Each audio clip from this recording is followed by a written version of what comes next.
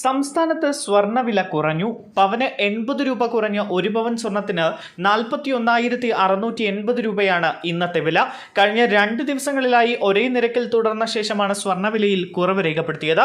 ഫെബ്രുവരി 17-നാണ് ഈ മാസത്തെ ഏറ്റവും കുറഞ്ഞ നിരക്കിൽ സ്വർണ്ണവില എത്തിയത്.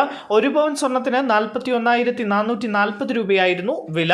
ഫെബ്രുവരി 2-നാണ് ഈ മാസത്തെ ഏറ്റവും ഉയർന്ന നിരക്കിൽ സ്വർണ്ണവില എത്തിയത്. 1 പവൻ സ്വർണത്തിന് 42,880 രൂപയായിരുന്നു വില. അതേസമയം സംസ്ഥാനത്ത് വെള്ളി വിലയിൽ മാറ്റമില്ല. 1 ഗ്രാം വെള്ളിക്ക് 71 രൂപ 80 പൈസയാണ് വില.